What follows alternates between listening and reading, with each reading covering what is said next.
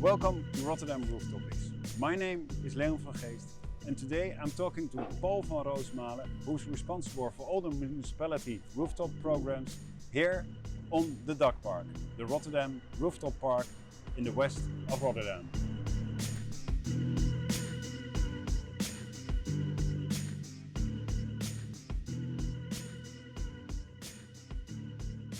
Welcome, Paul. Thank you, Léon. We are in a rooftop park in Rotterdam. How big is this park? Oh, it's quite big. It's Dakpark in good Dutch, and I think it's a kilometer and a half long and maybe 50 meters wide.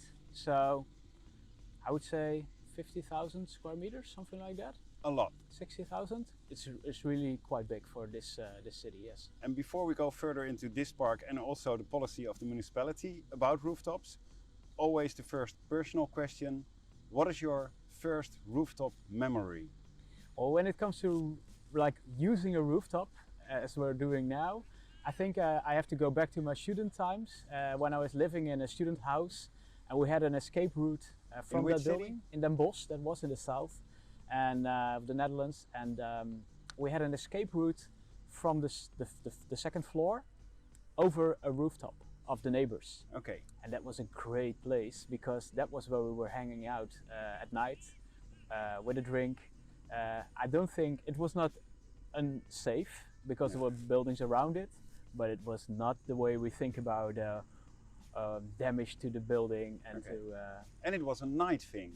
It was a night thing. It was a usage thing. It was a red roof in my current vocabulary, but yeah, it was using the rooftop. So using a rooftop at night, that's very hard to do, I think. Also, this rooftop, it's a park, it's a public park, but it closes at night. It closes, the gates close, the neighbors take care of it, and they close the gates when the sun goes down. Yeah. Okay, and is that their responsibility or? It's a common responsibility. This is a place that's owned by the municipality, by the City of Rotterdam, but working together closely with the neighborhood. So they took the task upon themselves to close the gates because they live here anyway and they use the park as well. And it's also in their benefit to have it calm and nice and clean the next day. So and that's also the same community that works here in the garden with the vegetables and things like that. Yeah, there's a lot of community involvement here. There's a vegetable garden, those kind of things. So they're quite involved, the people living next to this place. Yeah, and you always see people because it's next to the harbor, but also next to a living environment. Yeah, this place is really uniquely located. Actually, we're sitting on a sea barrier. This is a dike. So, a Dutch thing? A Dutch thing, a very Dutch thing. This is one of the old sea barriers in the city, separating the harbor from the living areas. And it used to be a train track, a marshalling yard, where the trains from the harbor were stalled overnight. That all went away, and then this place became vacant. So now it's still the dike, but it's also a shopping mall and a park. We're sitting on top of a shopping mall. This is a shopping mall below our feet. Yes, exactly. Yeah. And then with a meter thick soil. Soil. Yeah. And so they made a good waterproof roof, and then on top of that soil that is thick enough to have the trees that you see around us and the rabbits. And rabbits and foxes. Yeah, there's even foxes dedicated found here. So there's nature in this park, in this city park. Yeah. And we are sitting only, not even 100 meters away from the water of the harbor, and also not 100 meters away from peeping dwelling places. Exactly, it's really the physical barrier between the industry and the living areas. Exactly. So multifunctional as it can be. Yes, I think there's not many functions that I would like to add to this place. I think it's quite complete already. And was it hard to get this done? Was it a big discussion about should we make a rooftop park? What were the benefits? What were the pros and cons? Well, an interesting starting point is that the people from the neighborhood wanted it. They wanted it badly, so they started it. So they should get the credits. The people that live here or lived here at that time, and maybe that's already... How long ago do we talk 15 years ago, 15 I would guess. Ago. I was not living in this city yet, but they started the debate like, hey, we need a park in our neighborhood. It's a very stony park, living quarters. It's very densely populated. So they wanted green, they wanted space, and they said if this place comes available, then why won't we make it a park? And that's how it slowly became a project. So was it easy? No, it was rather difficult. It took a long time, but the result is really nice, especially now when it's, I think this has been here for 7 or so years, I think. So now you can see that the trees really caught, and they're leaving their autumn leaves now, but it's a healthy real park, and not what we often see when it comes to green roofs, a place where you have some sedums or some grasses. This is really quite much more intensified use. Yeah. And so then you had the people, the project developers who wanted a shopping mall, making money, and you had the neighborhood. Was that the difficult thing, or were there other difficulties? And the municipality, and all kinds of organizations like water boards, etc., that also have influence and interest in this project in place. So it was a co-creation, you could say. And is it difficult? I think in the end they made a business case that worked. So the shopping malls, that means money, and if you are making money, you can find ways to invest that and reinvest that. Yeah. And a part of it came to the rooftop. And I think in the end that's a very logic thing, but it's fundamentally different from making as much money as possible. It's trying to create as much value as possible, which is a completely different starting point.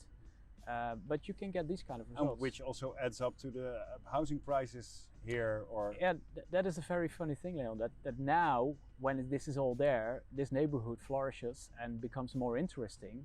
And we as a municipality, because I work for the City of Rotterdam, can also probably get more from selling the soil, the ground that those buildings stand on. So in the long run, it can also have economic value or benefits.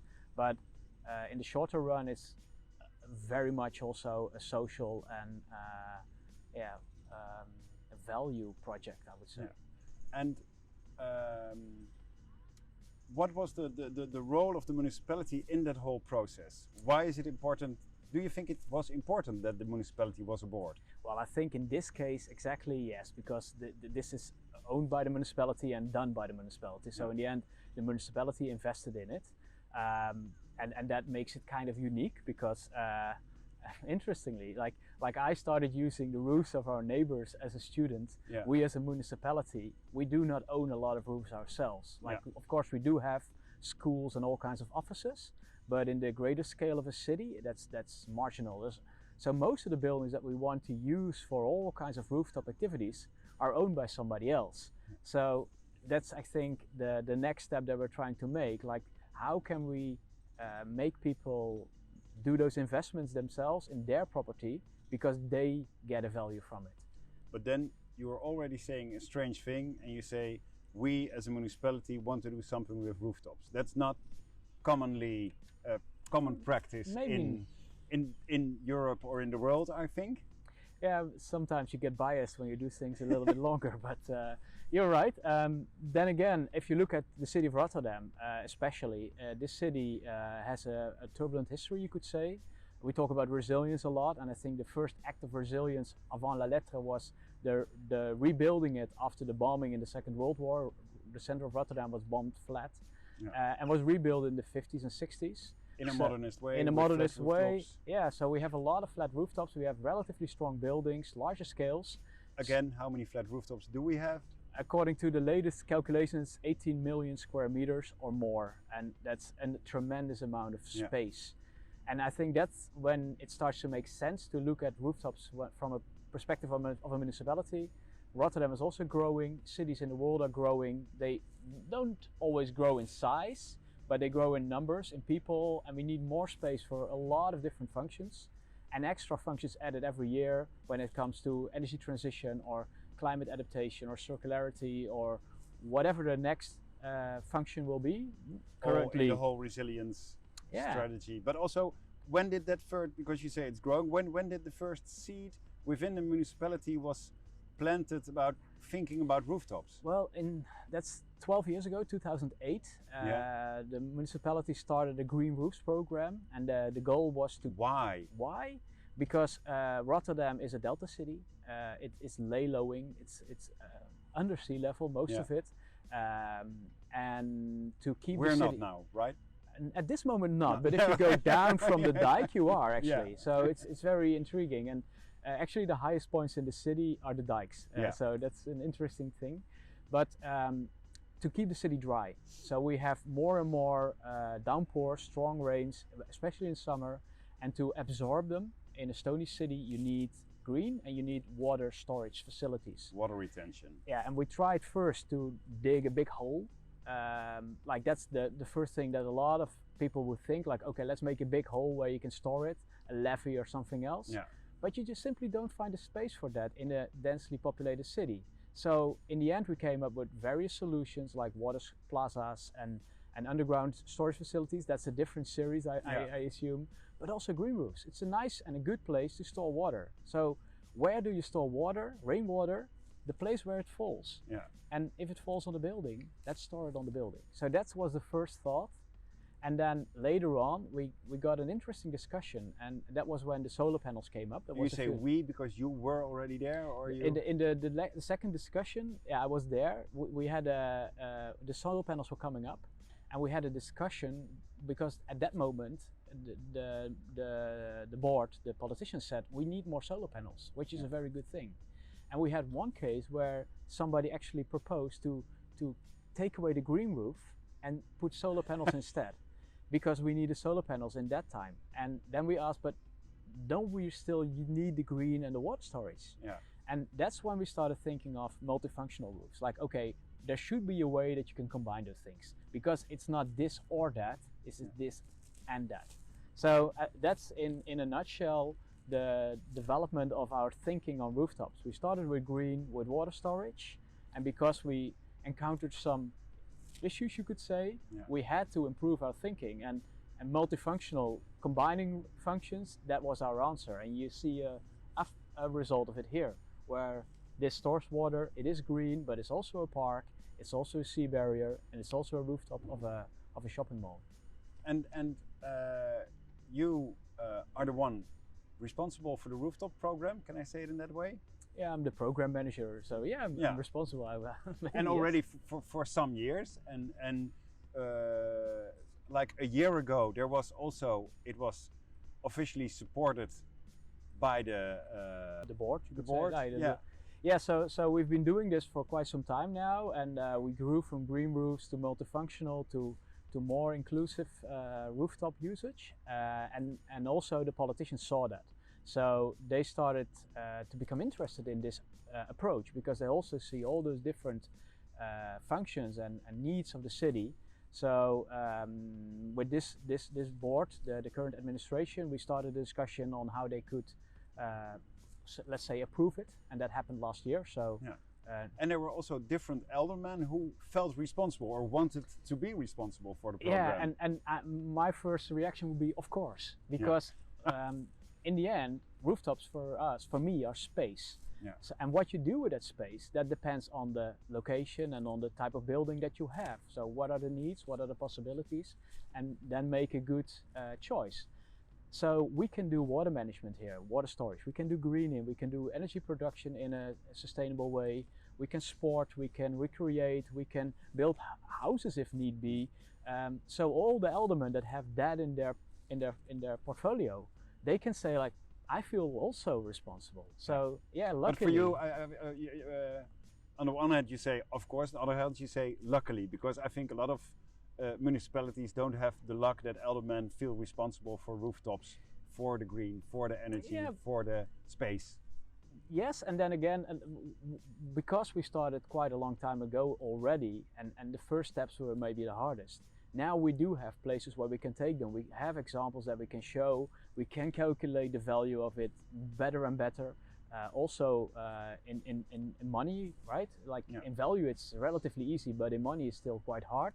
So it's bad. We can explain it much easier nowadays. And what would you advise people who are now working within a municipality and have plans for rooftops, or people who are working in a community and want the municipality to do something with rooftops? Where's the angle to. So what we still try to do, because there's so much space that is still vacant, right? I mean, there's so many rooftops that we're not using. Also in Rotterdam. Also in Rotterdam, most of them are still not used. Then again, we do use already quite a lot of roofs, but it starts with enthusiasm and with energy. So my advice would be go there where there's energy. And go with the flow. Go with the flow, but not only within your organization, because as it is somebody else's building most of the time that you want to use, you need those people, you need that neighborhood, you need those inhabitants of that building, and if they are enthusiastic, then you can team up. So in the end, I believe that it should most of the time be a co-creation. And now that you are here, what can you actually do? Because you also said we don't own the buildings, so we cannot oblige someone to use their rooftop. What do? Do you tempt them to use the rooftop? Do you? Yeah. So when you have sticks and carrots, we have a lot of carrots, and not that many. But what we saw, also supported by research, is that when you want to start something like this off, you should always start with a carrot, and maybe then comes something that they call the preach, like try to make people understand why it's so important, and then in the last phase, there's the stick, there's regulations, there's you should or you ought to do something. And we followed that process. So we started with subsidies, with support. Those are the carrots. Those are the carrots. If you want to do a rooftop, we can help you. Yeah, and we can pay for it as a municipality or as a water board or as any public organization, because it represents value. It represents green or water or whatever that you want as a society or as an organization. So that's the fourth step. And then we are now, I think, more and more in the preach phase. We still cannot regulate it. The laws in this country are, building laws are national building codes. So as a city, we have a little influence, but not a lot. So we try to stimulate people, emphasize that it's good, and we found a way to work that we borrowed from Paris, so to say. Paris has been working on green roofs for quite some time, and they made a program with 7 pillars. And we adapted it, we adjusted it to our situation, and that's what we use. The pillars that is about informing, about inspiring, stimulating, but also making our own policy, networking, helping people to innovate, because there's still new products that need to be made. And the last one is that we are trying to influence decision makers on the national level, on the European level, on a higher scale. And the funny thing is that now Milano came to us and is adopting our, or Paris's way of working. And I think that's the second advice, Léon. If you want to do something, don't do it alone. Try to work together in your network. There's other cities that have similar issues. There's other people that have similar ideas. And there's always good examples like here that you can borrow from, share the experience. So don't try to reinvent the wheel, but see what's already there and work from there. And there's really great examples all over the place. Yeah. Really nice. Are you proud in a way of what happened? Yeah, I think it's really nice to see that we maybe even literally added a new layer to the city, and each year it's growing, and not because we did it as a municipality or I did something special, but that's something that starts growing in the city. There's so many people that do something with rooftops nowadays, and that is very nice to see, because then you see that the seed that was once planted became something more than it was then, and that makes proud. Yes. And where's the end? Where's the what's the when will you lie easily? Retire. Yeah. Well, what's the goal in a way? Well, I think that the goal for me would be when it's normal and standard to use rooftops, like any rooftop, and the difficult ones are the ones that are already there, like the existing buildings in the city, and that's the majority. So that's the hardest task. And beside that, a major goal of mine is that we finally get this regulation up in order. So when you build a new building, you're obliged to do certain things. And then it becomes relatively easy to get this thing going, because I've never seen anybody who said, this is a stupid place, I don't want to be here. So every time we take people to places like this or others in the city, they like it, because the value of this compared to traditional roof, everybody likes this better, of course. Yeah, no, That's for sure. That's why we do what we do. Yeah, it's nicer. And rooftops are a special place, but I don't have to explain you that. Rooftops give a certain edge. I think it's also very nice to talk about different carrots that you have, because we have subsidies, but you also do competitions and you do things with European money on special projects. Can you tell something about that? Same idea, go where there's energy. So a few years ago we had a group of colleagues that were willing and able to propose, draft a subsidy application for the European Union. And in the end we were awarded it. So we got a live subsidy on the Live at Urban Roofs project. That's how we called it. So we are still doing that. We're building some rooftops and we're investigating how to do it better. And that worked then and there. And in other places we do a subsidy scheme, which we can do more easily as a municipality, or something like a cooperation as a design contest, for example. Yeah. So it's constantly looking like where are the opportunities, who would be interested in it, and how can we make this work for our values and benefits, but also for that of the others. Because I won't get anything done if the people we work with are not having something that they want from it as well. Yeah. And that's not always money, that can be various things. But it are mostly those things that we find for value on a rooftop.